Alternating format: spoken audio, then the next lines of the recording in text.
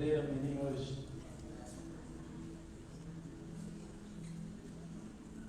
Abra sua Bíblia em Efésios, capítulo 2, verso 1 ao verso 10.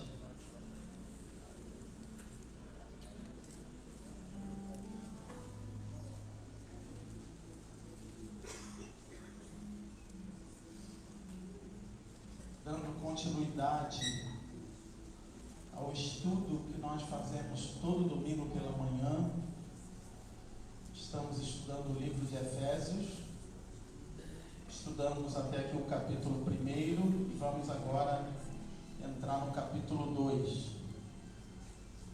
versículo por versículo. Nós estamos garimpando nessa terra preciosa que é a palavra de Deus, os tesouros, as pepitas de ouro que estão aqui escondidas debaixo dessa terra, que muitas vezes, somente pela leitura da Bíblia, nós não conseguimos descobrir. E a nossa proposta é que a cada domingo a gente esteja aqui aprendendo e descobrindo essas joias preciosas da palavra do Senhor.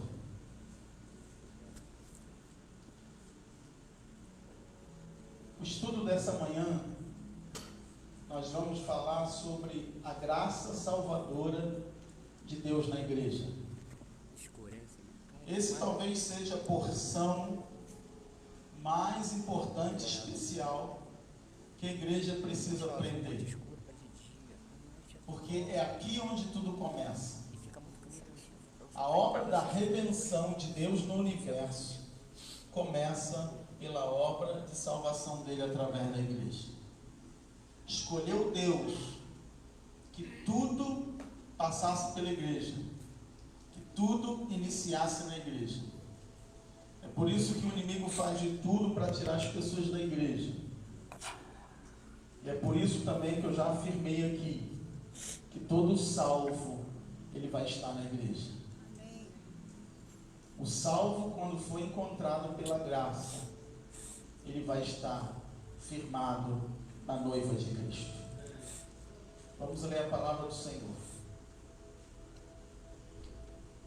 Ele nos vivificou, ele vos vivificou, estando vós mortos nos vossos delitos e pecados, nos quais andastes outrora, segundo o curso deste mundo, segundo o príncipe do poder do ar, do espírito que agora opera nos filhos da desobediência. Entre eles todos nós também antes andávamos, nos desejos da nossa carne, fazendo a vontade da carne e dos pensamentos. E éramos por natureza filhos da ira, como também os demais. Deus, porém, que é riquíssimo em misericórdia, pelo seu muito amor com que nos amou, estando nós ainda mortos em nossos delitos, nos vivificou em Cristo. Pela graça sois salvos. E nos ressuscitou com Ele, fazendo-nos assentar nas regiões celestiais em Cristo Jesus, para mostrar nos séculos vindouros as abundantes riquezas da sua graça, pela benignidade para conosco em Cristo Jesus. Pois é pela graça que sois salvos, por meio da fé. E isto não vem de vós, é dom de Deus, não das obras, para que ninguém se glorie, pois somos feitura sua, criados em Cristo Jesus para as boas obras, as quais Deus preparou para que andássemos nela. Aleluia. Deus abençoe a palavra dele aos nossos corações. Amém, igreja? Amém. Esse é um texto vital para a vida da igreja e para a vida do salvo, para a vida do cristão. E através desse estudo de hoje nós vamos compreender a salvação pela graça através da igreja. Paulo ensina que na redenção do universo, ele começa a obra da redenção pela igreja e pela salvação do homem. Deus escolheu, no pano completo da história da redenção que nós estudamos no capítulo 1, começar a obra. Quando você vai fazer uma obra, tem sempre um lugar que você vai começar. Vai fazer uma reforma na tua casa, você escolhe a sala, o banheiro, a cozinha. Deus escolheu começar pela história da salvação. Então isso significa que nós hoje já fazemos parte da história da redenção do universo. Significa que a igreja no mundo já é a obra iniciada. Significa que muita coisa que Deus ainda vai concretizar no futuro, a demonstração de que Ele já está fazendo esta obra, basta que você olhe para a igreja. Esses 10 versículos, eles estão divididos em 4 partes que eu coloquei aí. Coloca os slides para mim, por favor, já estou no terceiro. Ele está dividido em 4 partes. A primeira parte fala da depravação total. Do verso 1 ao verso 3, o apóstolo Paulo vai falar do estado do homem sem Cristo, do homem pecador que nós somos. Do verso 4 ao verso 7, ele demonstra as riquezas da sua graça, o amor incondicional de Deus que se manifestou por nós. E do verso 8 e o verso 9, ele fala da manifestação da graça valiosa e também da graça comum. Daqui a pouco eu vou explicar melhor esses detalhes. E no verso 10, ele dá então o propósito da igreja. Ele vai dizer para que a igreja foi criada, por que a igreja está no mundo, por que ele começou pela igreja e colocou a igreja na história. Antes da gente entrar no texto, eu gostaria de falar um pouquinho mais sobre a cidade de Éfeso, para que você entenda um pouquinho o conteúdo que nós estamos estudando. A cidade de Éfeso era a segunda maior cidade do império na época. A cidade de Éfeso tinha aproximadamente 250 mil habitantes. Ela só era menor do que a cidade de Roma. Ela foi fundada na terceira viagem missionária do apóstolo Paulo. Está registrado lá no livro de Atos, capítulo 19. Você leu Atos e aprendeu lá o que Paulo causou na cidade por causa da deusa Diana, porque uma das 7 maravilhas do mundo da época era o templo da deusa Diana. Eles produziam miniaturas do templo e as vendiam. E quando Paulo chega pregando o evangelho, ele afronta as divindades da região, da cidade, e causa um confronto entre o cristianismo e o esoterismo e o misticismo que era tão imperado e dominava a cidade de Éfeso.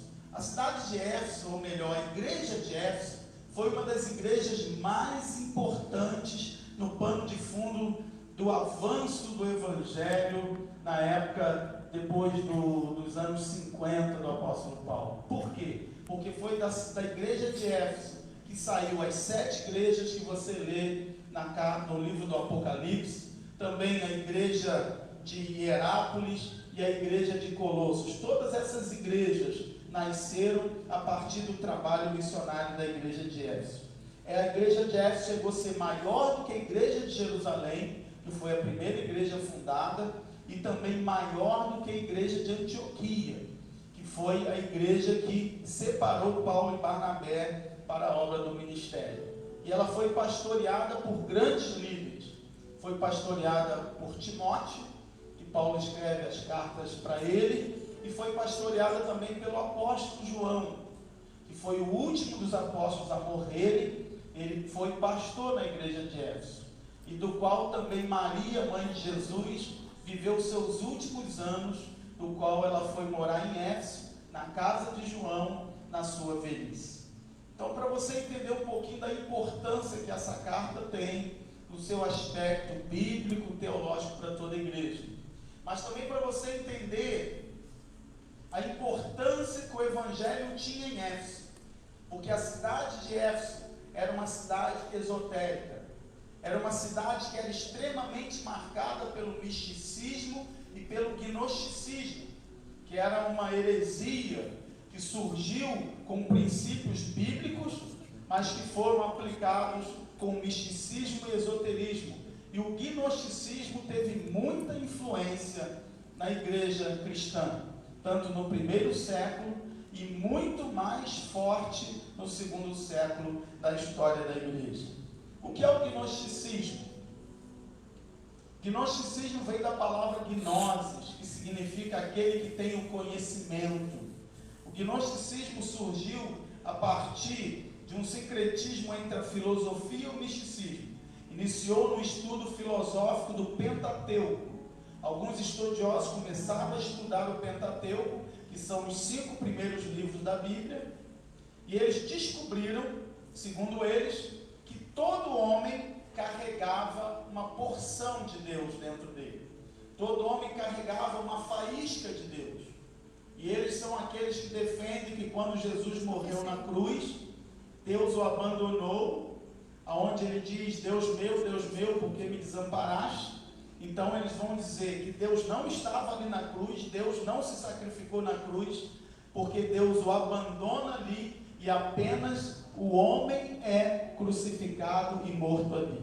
E isso se torna uma grande heresia, porque para tirar o pecado do mundo, para a gente ser justificado em Cristo, o próprio Filho de Deus, o próprio Deus, teve que se sacrificar, o justo pagando pelo pecador. Amém?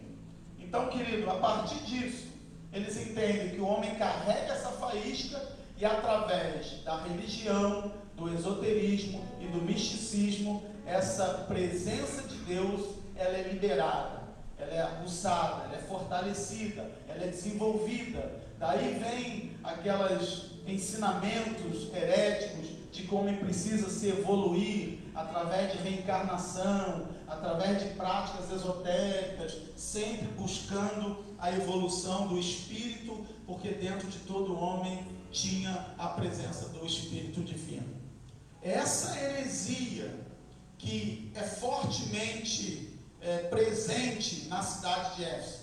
Por isso você vai entender que quando Paulo chega, prega o Evangelho, escreve a carta de Éfeso, e agora para falar da salvação, ele vai de certa forma comparar os gentios, os judeus e todos juntos, para que nós possamos e para que eles pudessem entender a obra que Deus fez a partir da vida que eles viviam antes de conhecer a Cristo.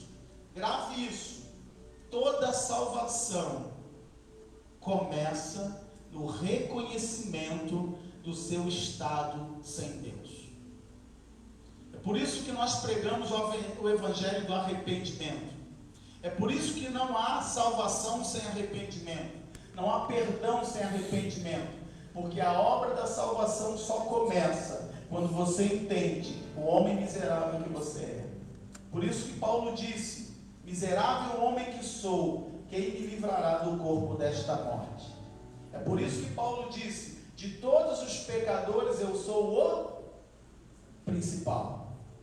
Mesmo salvo, mesmo servindo a Cristo, Paulo reconhecia que ele era um pecador. O bem que eu quero, eu não faço, e o mal que eu quero, esse eu faço. Ou seja, para você entender a tua salvação e o valor que a graça tem na tua vida, você precisa entender o estado e a condição que você está por causa do pecado. E aí nós vamos entrar no primeiro, segundo, terceiro verso. Você vai entender aí no verso 1, que ele começa dizendo: ele vos vivificou. Paulo está dizendo que eles estavam mortos e agora eles receberam vida. O homem sem Deus não é um homem que precisa de uma melhora, não é um homem que já carrega a porção de Deus, como nos ensinavam os gnósticos, e agora ele só precisa ser aperfeiçoado. Paulo vai dizer que o homem sem Deus é um morto, ele está morto. Olha o verso 1: estando vós mortos nos vossos delitos e pecados, nos quais andaste, verso 2, outrora, segundo o curso deste mundo, segundo o príncipe do poder do ar, do espírito que agora opera nos filhos da desobediência. E aqui você precisa entender uma coisa.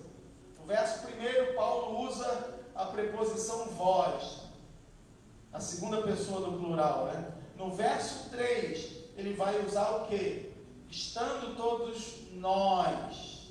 Por que ele usa vós no verso 1? Por que ele usa nós no verso 3?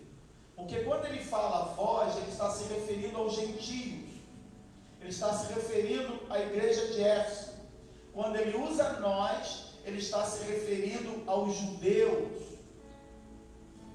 Nós, judeus, vós, gentios. Por que ele faz diferença?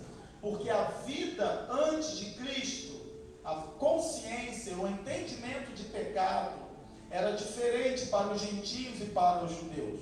E é por isso que ele faz essa separação. Quando ele vai dizer, a partir do verso 5, que ele nos amou quando nós estávamos mortos, ali ele muda o pronome, ele usa um pronome oblíquo. E ali a palavra ela é flexionada no grego para se referir não só aos gentios, não só aos judeus, mas a todos, judeus e gentios, incluindo todos. Quando Deus vem com o seu amor, ele não vem só sobre os judeus que se achavam que eram os escolhidos, ele não vem só sobre os gentios que não tinham direito à salvação, mas ele vem a todo o povo criado, porque o amor de Deus está sobre todos. Estou explicando? Amém? Ok. Verso 2. Aí o apóstolo Paulo vai então dizer como era a conduta diária dos gentios. E aí ele diz aí, olha, a conduta diária era mundana. Paulo usa príncipe da potestade, é uma referência ao próprio Satanás, que vai dizer assim, governo de autoridade. A palavra para potestade ali no grego é exousia, palavra para autoridade. Então está se referindo ao maior governo de autoridade maligna que governava a vida de vocês. Por quê? Porque os efésios andavam no esoterismo, no misticismo, diferente dos judeus.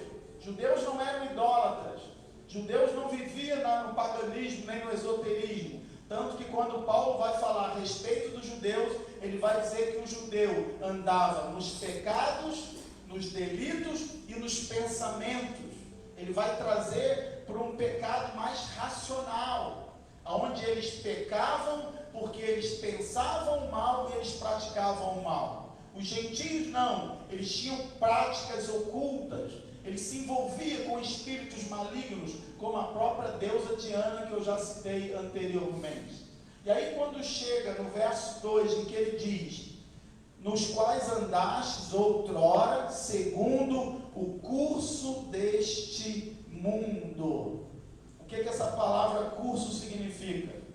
Curso é a palavra grega que vai se repetir algumas vezes aqui para tempo, era, significando um espaço de tempo.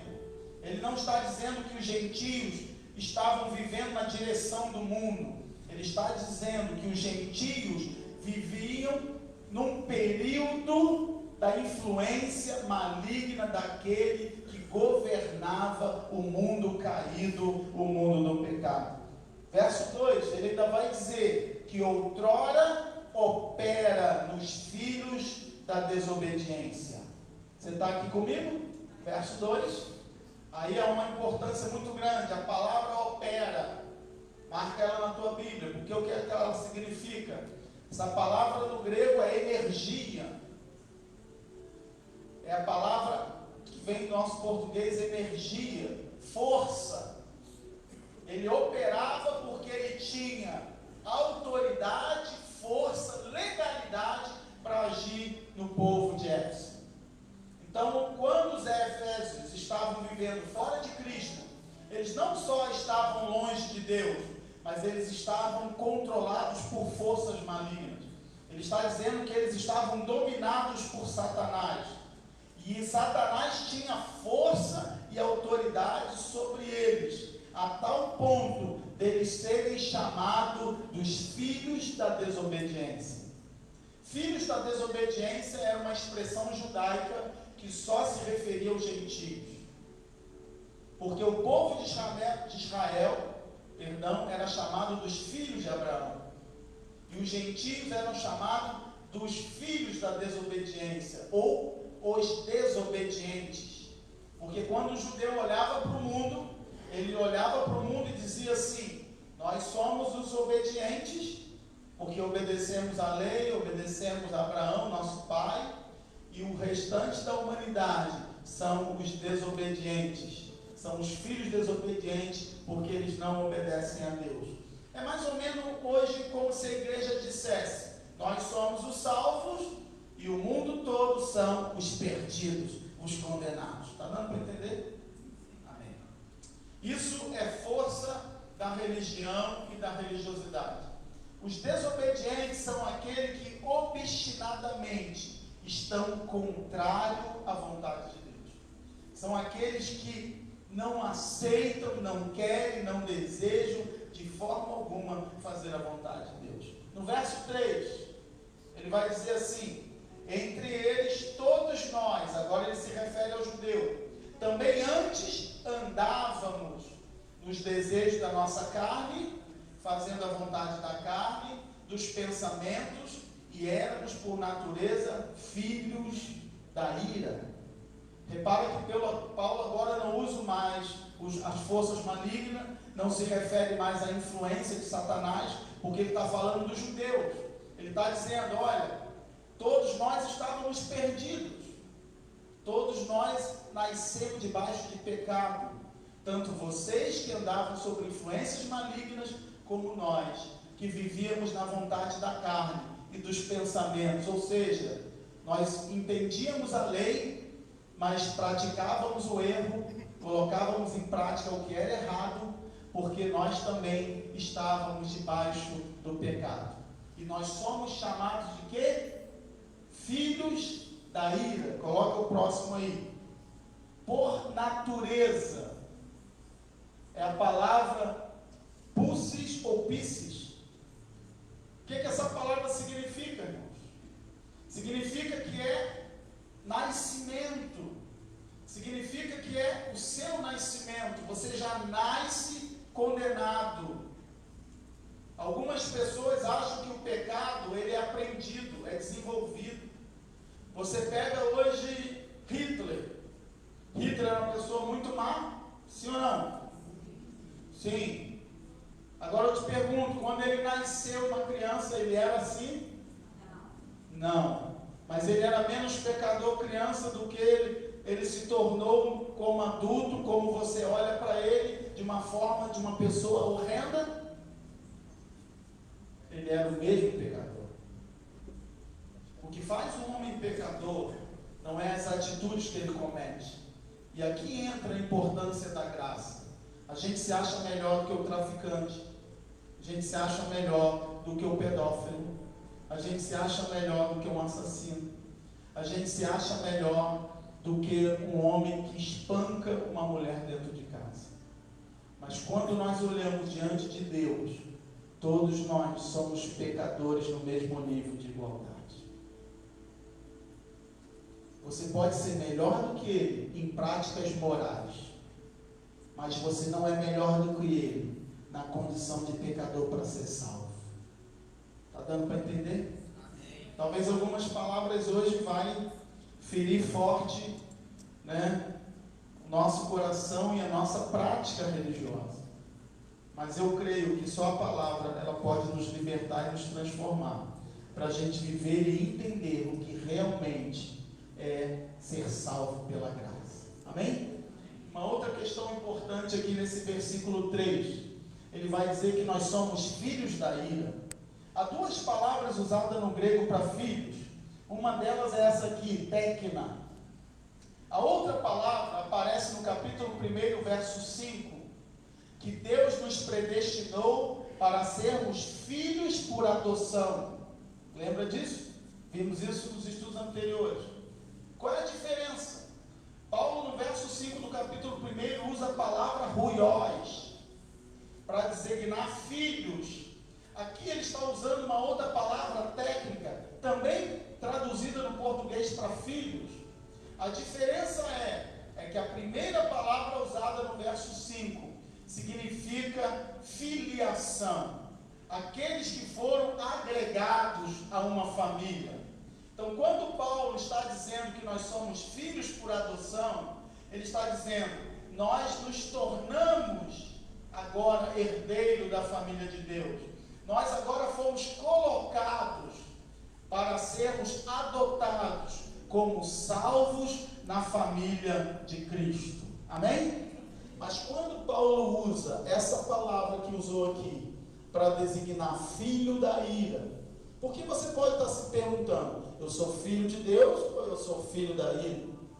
Eu sou filho adotado por Deus ou eu sou filho condenado da ira? Deus é justo, irmão? Sim ou não? Se nós nascemos sob pecado e somos filho da ira, como eu posso ser predestinado para filho de adoção?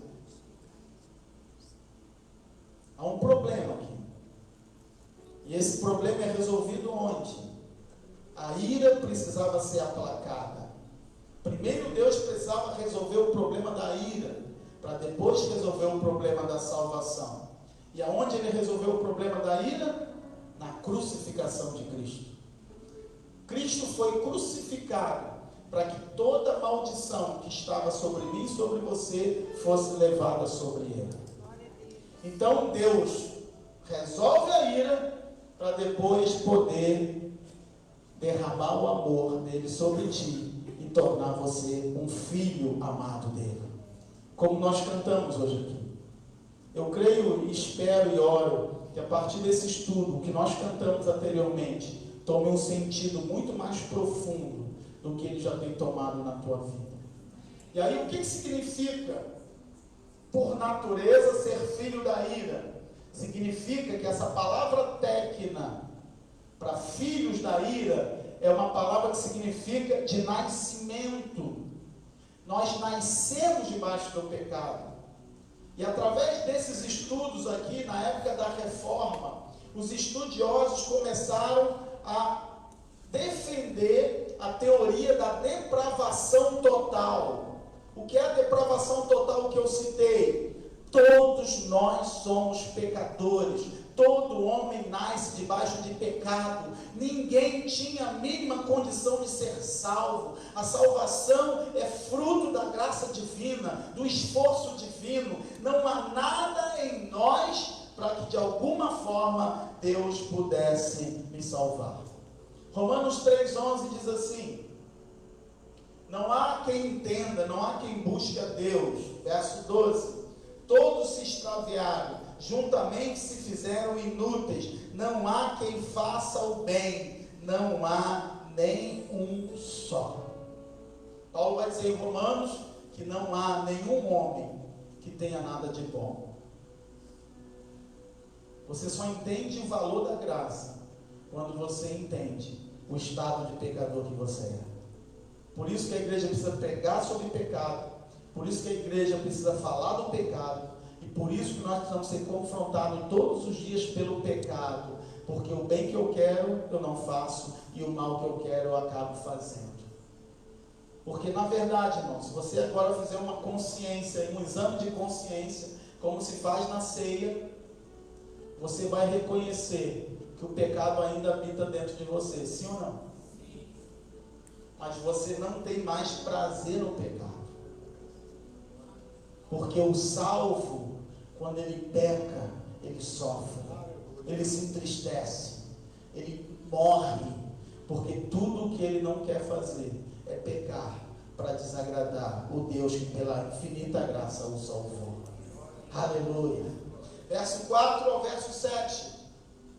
A manifestação das riquezas. Então de 1 a 3 o apóstolo Paulo vai falar da depravação, que é o estado humano, dos pecadores que nós somos, miseráveis, dos nossos delitos e pecados, que de certa forma nos tornou filhos da ira. Aí quando chega no verso 4, ele vai falar do incondicional amor de Deus. Olha aí na tua versão, talvez apareça assim: mas Deus, é assim que começa o verso 4? Mas Deus, marca isso aí na tua Bíblia. Isso aqui é a expressão mais profunda desse texto. mas Deus.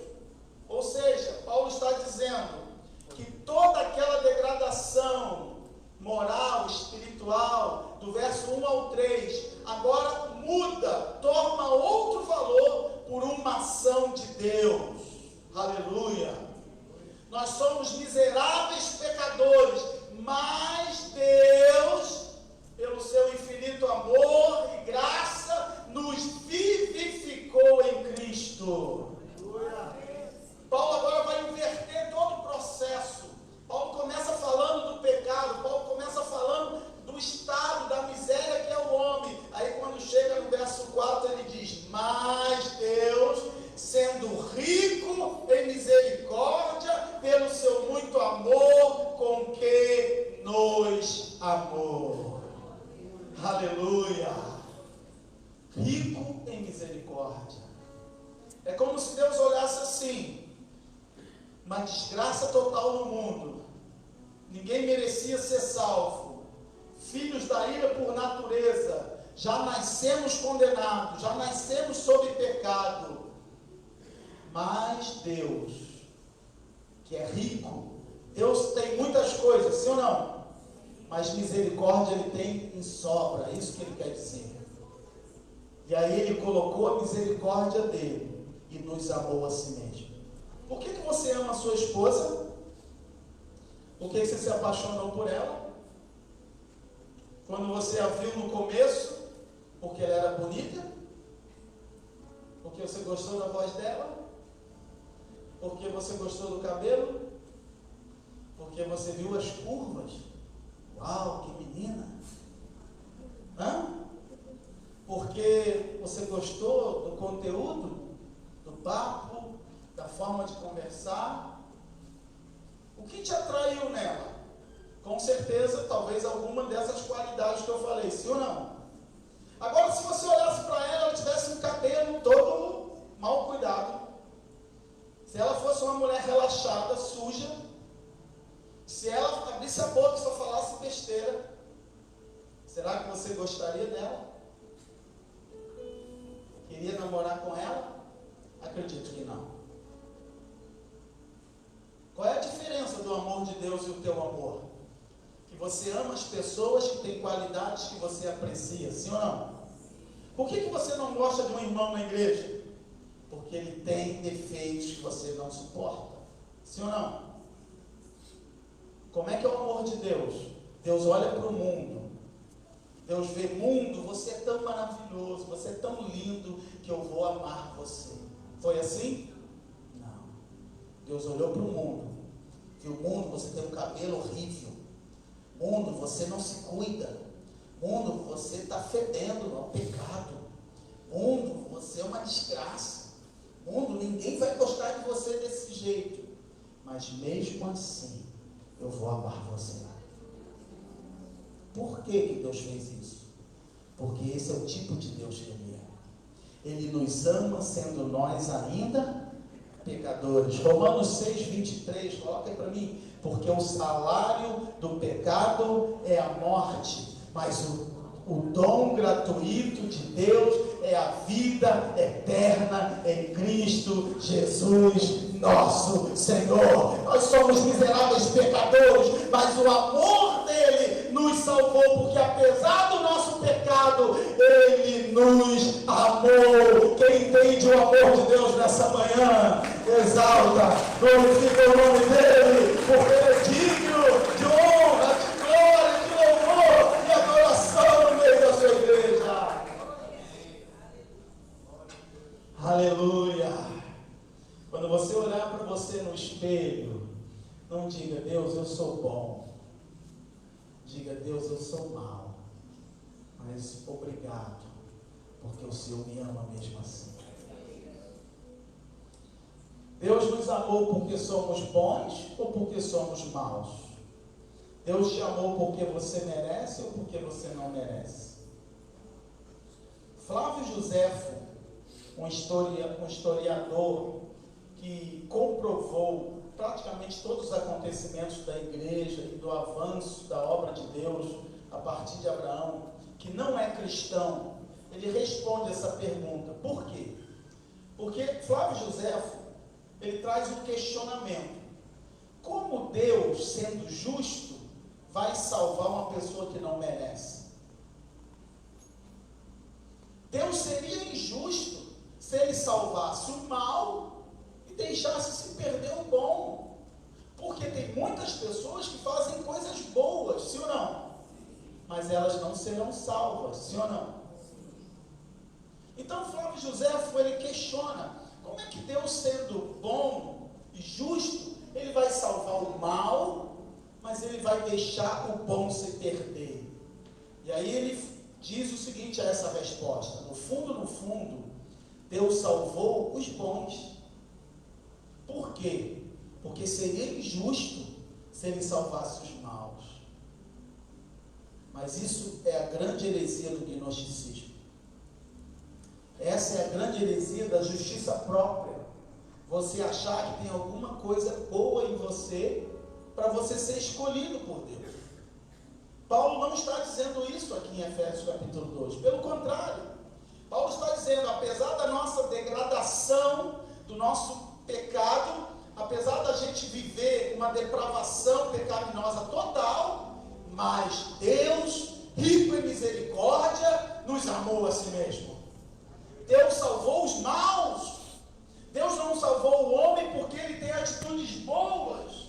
Deus salvou o homem porque ele reconheceu que ele é miserável pecador. Por isso que a salvação começa assim. Por isso que o cristão é humilde. Por isso que o cristão tem que se humilhar diante do Senhor. Por isso que Tiago vai dizer: humilhai-vos, pois, debaixo da potente mão de Deus, para que Deus se exalte. Porque quando o cristão vem por cima, Deus o rejeita. Isso é soberba, isso é justiça própria. Você acha que tem alguma coisa boa em você? Não tem nada de bom em você. Mas quando você vem por baixo, Deus, eu sou um pecador, meus pais são pecadores, minha família é de pecadores, mas o Senhor me salvou, me justificou por Cristo, e em Cristo eu tenho acesso. E agora, quando eu chego diante de ti, Deus te recebe com o seu amor, e Ele te abençoa, e Ele te salva, e Ele faz o que você quer, porque aí você tem acesso diante dEle, porque você foi justificado em Cristo Jesus.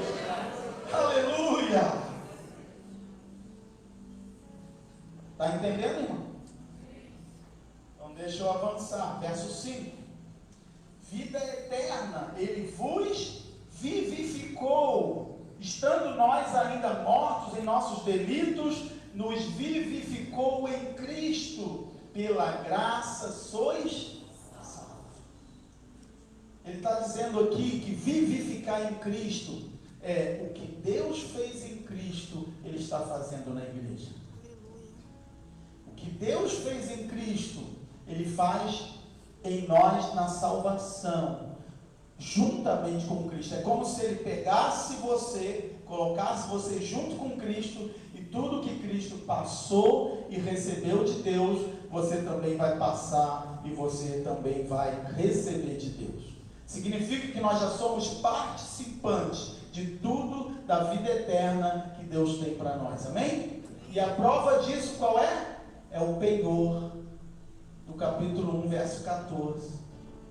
É o preço, a garantia que Deus deu, que é o Espírito Santo em nós.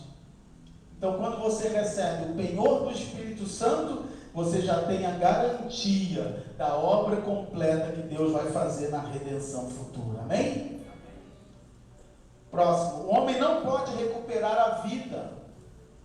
O homem estava morto, mas ele não pode recuperar a vida. O esforço tem que vir de fora. Isso está implícito aí no verbo particípio perfeito, que é o verbo grego para dizer que a melhor tradução seria, não entre parênteses, pela graça sois salvos. Porque quando eu falo pela graça sois salvos, dá a impressão que eu fiz alguma coisa para ser salvo, sim ou não?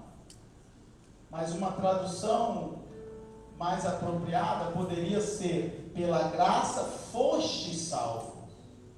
Justamente explicando que a ação definida e já realizada na forma de penhor é experimentada no presente e vai ser completada no futuro. Ou seja, a ação foi totalmente dele, o esforço vem de fora, A salvação do homem não tem nenhum esforço interno, não vem de dentro de você, nem de coisas boas, nem de uma atitude boa. Não há nada de bom em nós, tudo vem de fora, vem de Deus. E quando Ele derrama o penhor sobre nós do Espírito, Ele está dizendo que nós já recebemos hoje e vamos receber tudo completo no futuro. A expressão do verso 6, vamos ler o verso 6. E nos ressuscitou com Ele, fazendo-nos assentar nas regiões celestiais em Cristo Jesus. Juntamente com Ele, significa três coisas, que Deus faz em Cristo e vai fazer na igreja. Nos deu vida, nos ressuscitou, nos fez assentar nos lugares celestiais. A expressão lugares celestiais só aparece na carta aos Efésios, em nenhum outro lugar. Por que o livro de Efésios é o livro de batalha espiritual? Porque a cidade de Éfeso era marcada pelo esoterismo, pelo misticismo, pelo ocultismo. Porque a igreja de Éfeso lidava com essas questões no dia a dia da igreja. É por isso que Paulo vai falar de seres espirituais da maldade, da hierarquia espiritual, né? Quando chegar lá no capítulo 6, nós vamos estudar sobre a armadura de Deus. Por que Paulo escreve isso aos Efésios? Por causa justamente do contexto da igreja de Éfeso. E essa expressão, lugares celestiais, é um termo espiritual para significar o terceiro céu.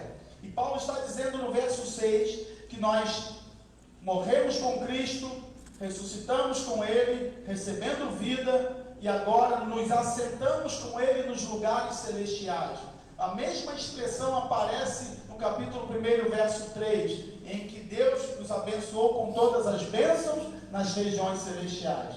E depois ele vai dizer que Deus ressuscitou Cristo, colocando Ele aonde? Nos lugares celestiais. Aí eu pergunto para você, você está sentado aonde agora? Pegadinha, né? Você está sentado nos lugares celestiais? Quem está ocupando essa cadeira aí agora então? Como é que eu explico isso? Redenção inaugurada e redenção consumada. Qual é a diferença? Lembra que eu falei que a partir do verso 4, Deus que é rico em misericórdia, Ele derrama as riquezas da sua graça. Deixa eu ler aqui para você. Redenção inaugurada, coloca o próximo. Redenção inaugurada são algumas riquezas da herança que já foram implantadas ou que já experimentamos parcialmente no presente. Glória a Deus. Aleluia. Redenção inaugurada, um exemplo. Nós somos salvos, sim ou não? Sim. Mas eu já tenho um corpo glorificado, eu já estou na eternidade? Não. Redenção inaugurada, eu estou sentado numa cadeira, mas eu também estou sentado nas regiões celestiais em Cristo. Amém. Significa que algumas coisas que Deus vai fazer completo no futuro, nós já estamos experimentando agora. Amém. Nós já temos o penhor do Espírito Santo, sim ou não? Sim. Nós já temos a presença do Espírito Santo, Sim. mas nós vamos experimentar completamente tudo que Ele vai fazer em nós quando? Quando nós passarmos pelo processo de santificação e estivermos na glória. Posso ouvir um amém? Está entendendo isso? Redenção é um termo da escatologia que estuda isso aí. Vai dizer que a salvação é já, mas ainda não. Eu já experimento a salvação, mas ela não está consumada. E aí vem a crise de alguns crentes. Por que fulano estava na igreja, era salvo e ia para o céu, e agora está no mundo, no pecado, e ele vai ou não vai para o céu? Porque nós só podemos ter essa resposta com alguns indícios e quando chegar na eternidade. Quando a obra vai ser completa. Redenção inaugurada. Deus já começou a implantar riquezas da herança do futuro que nós já desfrutamos hoje. Mas ela só vai ser consumada quando nós entrarmos no século vindouro. Amém? Está dando para entender? E aí eu entro no verso 7. Para mostrar nos séculos vindouros as abundantes riquezas da sua graça. Aqui é a redenção consumada, pela sua bondade para conosco em Cristo Jesus. Sempre em Cristo Jesus. Agora preste atenção aqui para mim. O que Paulo quer dizer em mostrar no século vindouro? Usa de novo a palavra aion, que é a palavra para curso deste mundo. A mesma palavra que traduziu para curso, agora é traduzido para século vindouro. Por quê? Paulo está dizendo, por um período de tempo, nós estávamos totalmente dominados sobre o pecado, mas a partir de um novo período de tempo, nós estaremos dominados pela salvação, pela graça em Cristo Jesus. Quando começa esse século vindouro? Segundo a maioria dos estudiosos, a partir do arrebatamento da igreja. Esse século vindouro não era o próximo século, mas é a partir do momento que a igreja for arrebatada, ela já vai começar a experimentar mais da totalidade das riquezas, da herança que Deus preparou para nós em Cristo Jesus. Pela bondade dele, através de Cristo. Verso 8 e 9. Vamos falar da graça barata e da graça valiosa. A graça é por meio da fé. Amém, irmãos? Verso 8, olha aí comigo. Pois é pela graça que sois salvos por meio da fé. E isto não vem de vós, é dom de Deus. Preste atenção, a maioria das pessoas vão dizer que o que Paulo está dizendo aqui, que o que não vem de nós é dom de Deus, é a fé. Mas o que Paulo está dizendo aqui também pode se referir ao próprio plano de salvação. O que não vem de nós é um presente de Deus, é a salvação pela graça. Sim ou não? Estou falando alguma besteira? Então isto não vem de vós, é dom de Deus, pode se referir tanto à fé, que é um dom que Deus nos dá, mas também à própria salvação pela graça, que é a ação dele para nos salvar, apesar de nós sermos pecadores. Mas como é que eu me aproprio dessa graça? É pela fé. Porque, segundo alguns foram escolhidos para a salvação e outros escolhidos para a perdição. Eu creio que todos nós temos em nós a capacidade para a salvação. Que Ele colocou em todo homem a capacidade de crer. O dom da fé foi dado a todo homem. Até o índio tem capacidade de crer, por isso que ele crê em alguma coisa. Sim ou não? Porque todos nós desenvolvemos o dom da fé. Independente de você ser cristão ou não. Você às vezes conversa com algumas pessoas que não são crentes e elas falam assim, não, eu tenho muita fé, e às vezes tem mesmo, é ou não é verdade? Mas elas não têm a fé salvadora. Qual a diferença da graça barata e da graça valiosa? Eu ainda vou acrescentar mais um termo, a graça comum. O que é a graça comum? É toda manifestação de bondade que Deus derrama no mundo. Ou seja, se um artista tem um dom especial para fazer alguma coisa boa para a humanidade, isso é uma coisa boa, sim ou não? Isso é um dom dado por Deus, porque é a manifestação da graça comum. Exemplo, Médicos Sem Fronteiras, não é uma coisa muito boa, irmãos?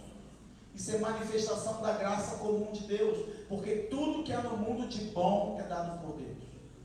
Mas entenda uma coisa, essa coisa boa, essa graça que Deus dá, não pode produzir no interior do homem a salvação e o envolvimento num relacionamento com Deus. Você pode ser uma pessoa muito boa, maravilhosa, mas se essa sua bondade não for fruto da graça salvadora, a graça valiosa, você vai para o inferno com toda a sua bondade. E alguns crentes ficam assim, mas fulano é tão bom, não é possível que ele não foi para o céu.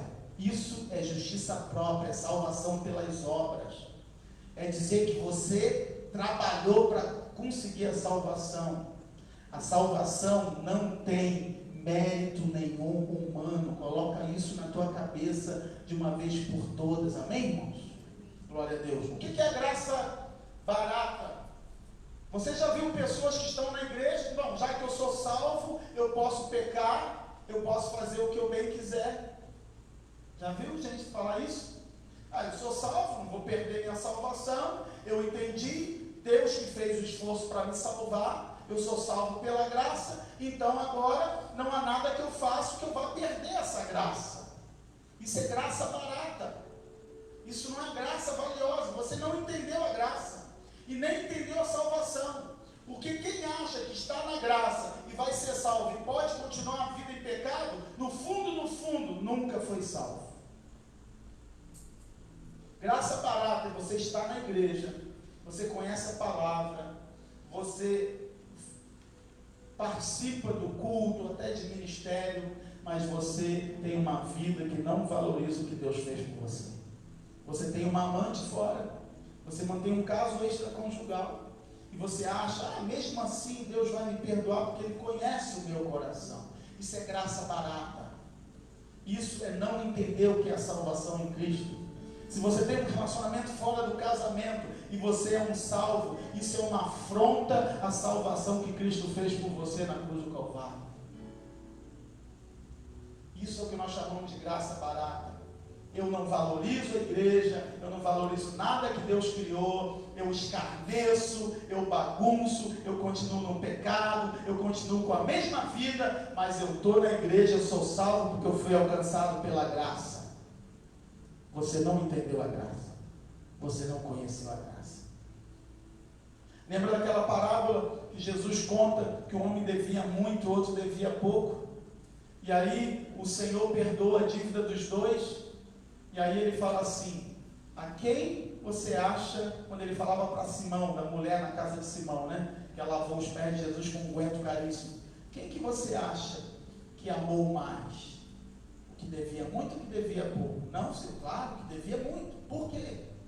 Porque se ele é perdoado de uma dívida muito grande, com certeza, ele vai ser mais grato, ele vai amar mais, por causa do benefício que ele recebeu. Sim ou não?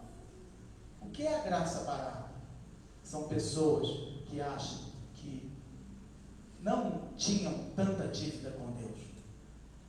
Ah, eu sou um pecadorzinho, eu nunca matei, eu nunca roubei, eu nunca fiz nada de grave, eu sou um pecadorzinho, mas Deus me salvou, então eu vou continuar na igreja com a minha vidinha meia torta, com a minha vidinha com meus pecadinhos que não incomodam ninguém, porque no fundo, eu já estou salvo e é isso que importa. Meu Deus! Meu Deus! Se você pensa assim, querido, sinto dizer, muitos serão chamados, mas poucos escolhidos. Sinto dizer que aqueles que estão na graça barata também vão perecer no inferno. Você sabia que algumas pessoas vão estar na igreja e não vão entrar? Sim ou não? São os que estão na graça barata.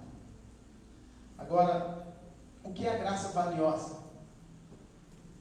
A graça valiosa é aquele que entende que seu pecado, sua natureza pecaminosa, era tão horrenda, era tão grande, que ele tinha uma dívida tão impagável com Deus, que ele entende o que Deus fez por ele, que ele reconhece o preço que foi pago, que ele sabe que foi muito amor, que foi muito sacrifício que Deus fez para pagar a dívida dele. E quando ele entende isso, ele é muito grato a Deus. Ele é tão grato a Deus, ele é tão reconhecedor dessa gratidão, que ele é incapaz de desagradar a ele é incapaz de pecar, ele quer viver em santidade, ele quer agradar o Senhor em tudo, ele quer viver vida reta, ele foge do pecado, ele se santifica todo dia, ele quer viver para louvor e glória do Senhor, ele quer fugir daqueles que falam palavras torpes, daquelas conversações que corrompem a alma e o espírito, ele quer fugir da aparência do mal, é aquele que tem uma vida santa, piedosa, consagrada, esse entendeu o valor da graça, e ele entende de onde ele veio, ele sabe que ele não pode viver de qualquer maneira, porque ele é grato por aquilo que ele fez, ele é grato quando ele canta a graça de Deus que o alcançou, ele entende que é mérito dele, tudo honra dele, tudo esforço dele, que não há nada em nós que possamos fazer para ser salvo, que ele vai valorizar a igreja, ele não vai perder culto, ele quer estar na casa de Deus, ele sabe que domingo é do Senhor, e ele quer dedicar ao Senhor, ele quer fazer a obra de Deus,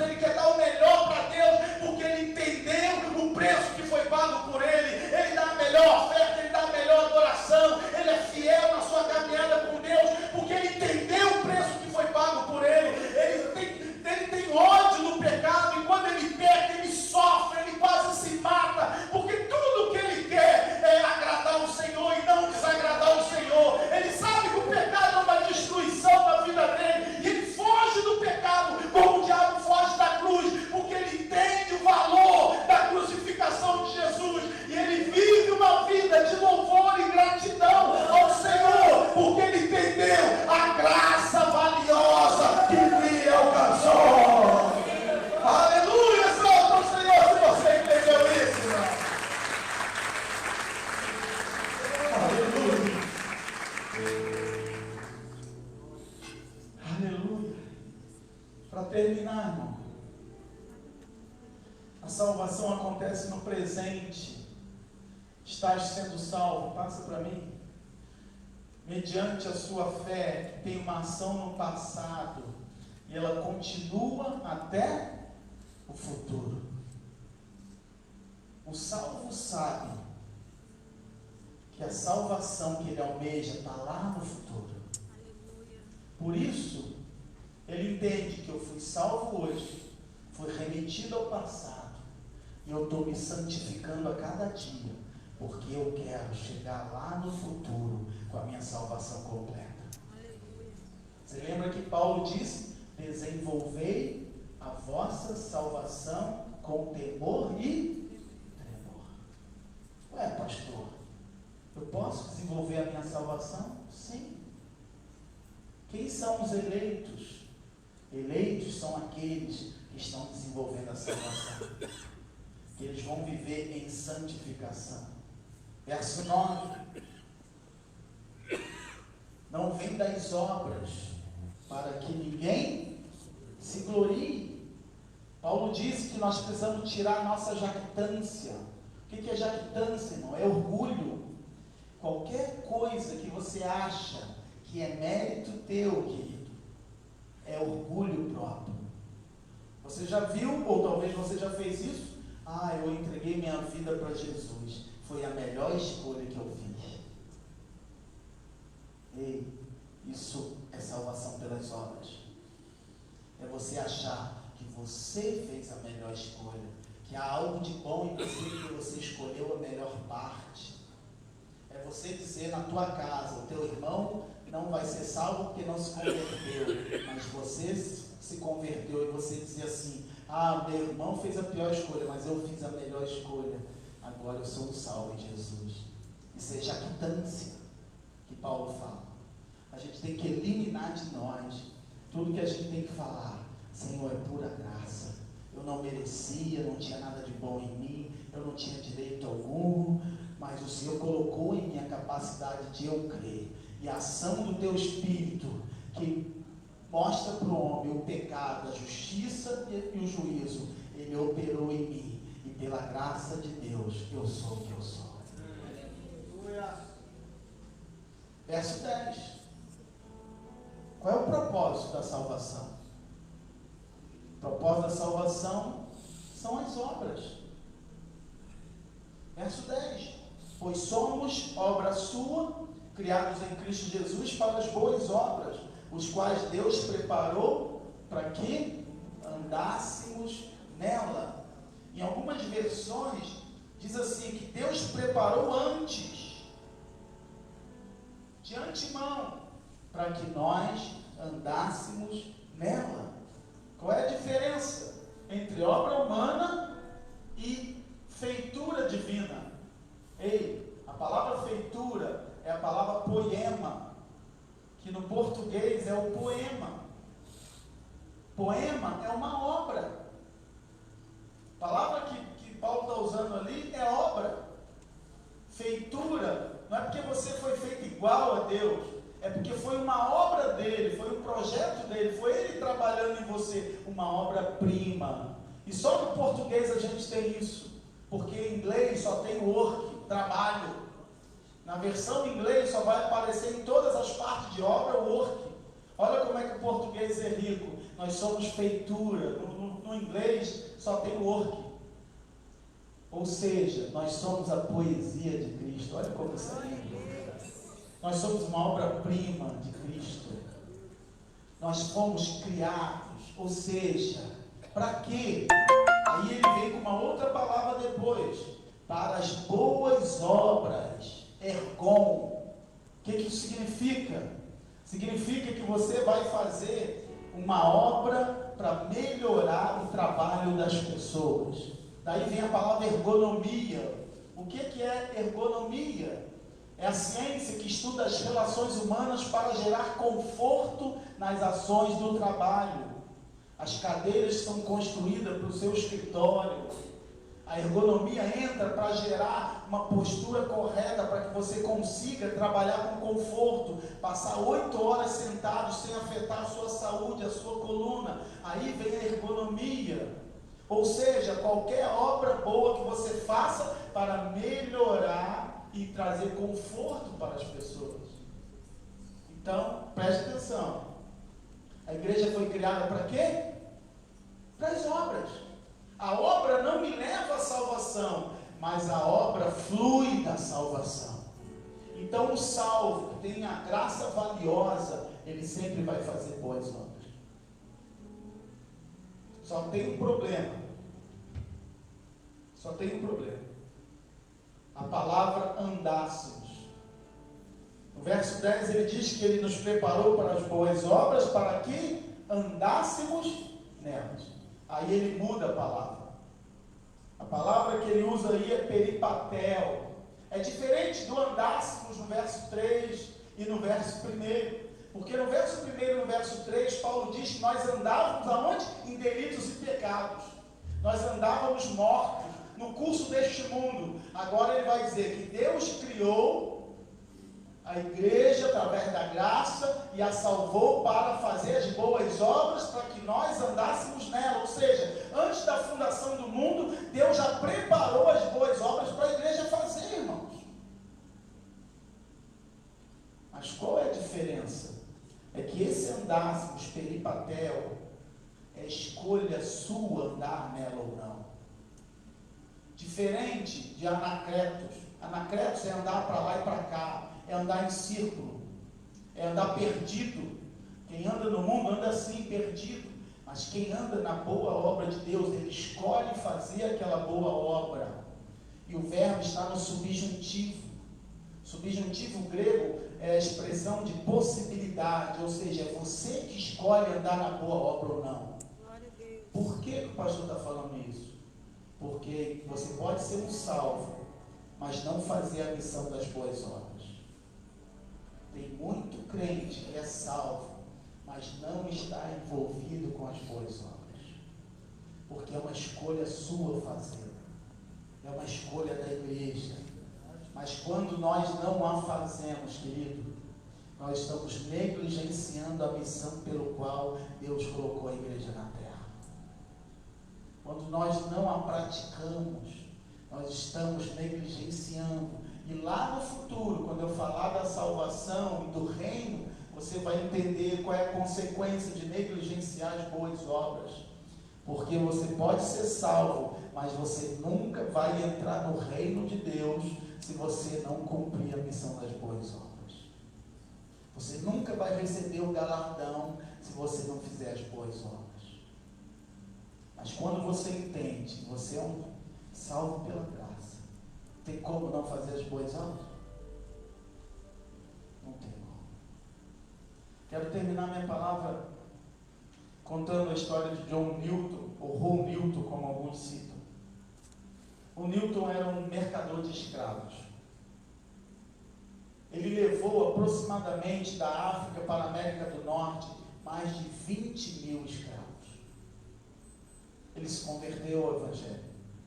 Se tornou um pastor numa pequena igreja na Inglaterra.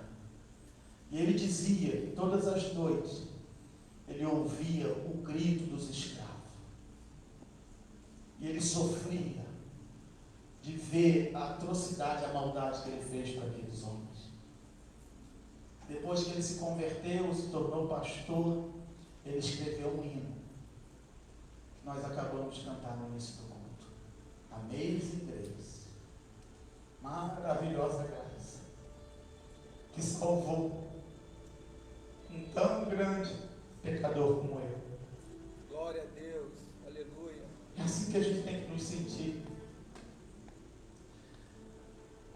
Aleluia. E ele escreve esse hino porque ele entendeu que ele não era digno, mas a graça de Deus o alcançou. Aleluia. Que mais de 20 mil vidas ele destruiu. E ele se questionava: como pode um Deus assim, que escolhe um homem como eu, me faz um pastor? E esse hino que é cantado em todo o mundo, traduzido para todos os idiomas, conta a história de um homem que não era digno, mas pela graça foi alcançado. E às vezes, irmãos, nós nos achamos melhor do que os outros. Nos achamos melhor pelo pouco dinheiro que a gente tem, pela roupa que a gente veste, pelo lugar que a gente mora, ou pelo cargo que a gente ocupa na igreja. Nos achamos melhor porque achamos que nós merecíamos ser salvos. Eu não sei porquê Deus escolheu você, mas Ele escolheu. E não era porque você era bom, porque você era mau. Ele não nos escolheu porque nós prestávamos para alguma coisa. Pelo contrário, Ele nos escolheu porque nós não prestávamos para nada. Obrigado. Então a única coisa, querido, que a gente pode fazer hoje é agradecer por essa maravilhosa graça.